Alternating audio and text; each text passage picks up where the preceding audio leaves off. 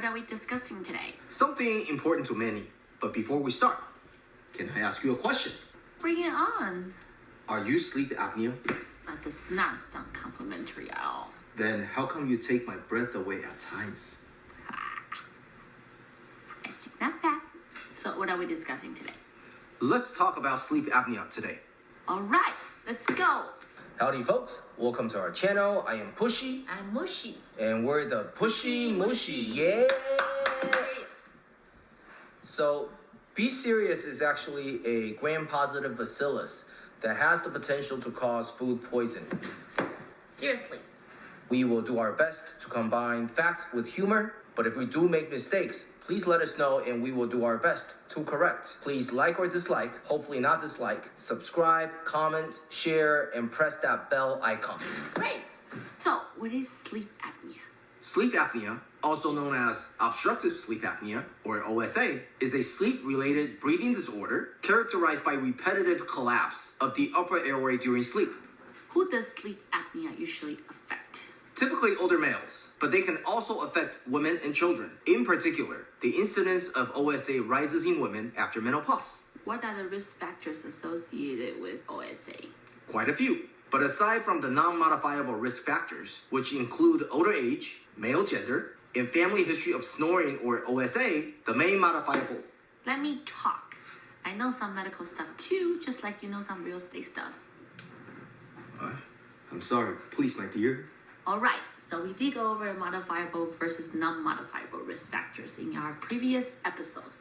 But just to be clear and concise, non-modifiable risk factors are risk factors in which we are not able to do anything about, such as Pushy being smart, hardworking, and sometimes an a-hole. Wait. That was not part of the script. Is there a problem?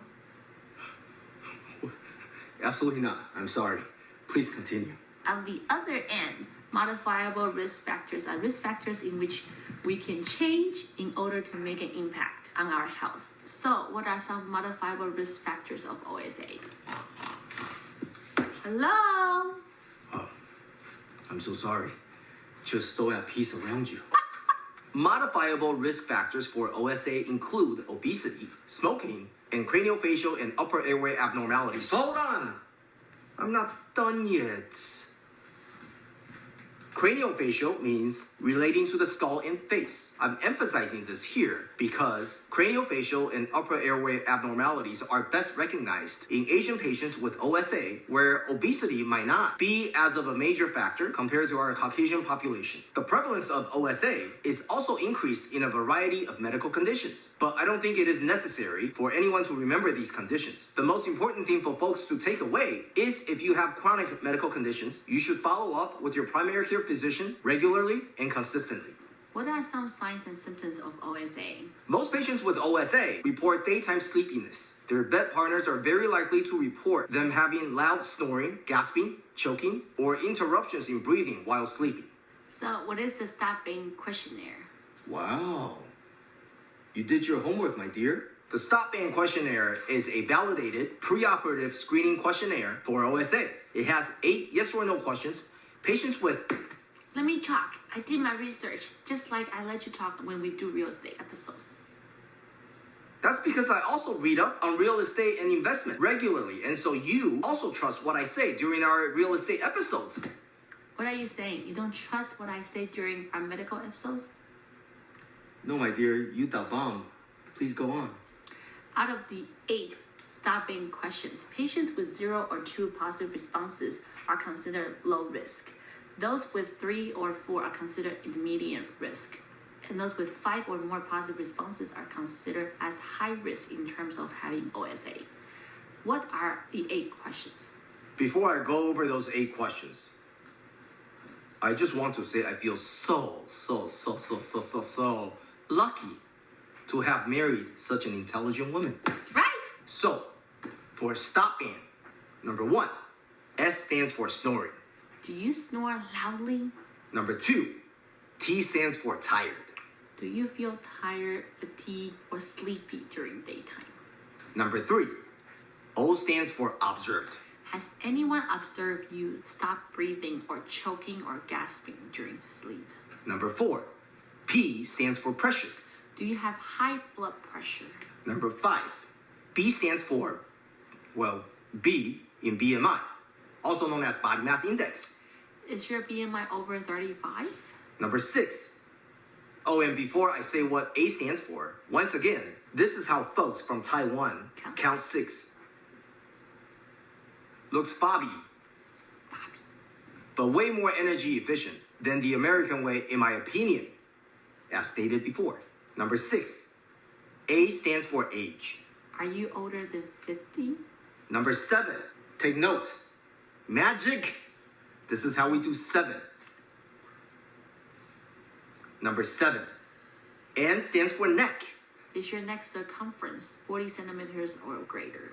For all of our American friends who don't know centimeters, 40 centimeters is roughly 16 inches.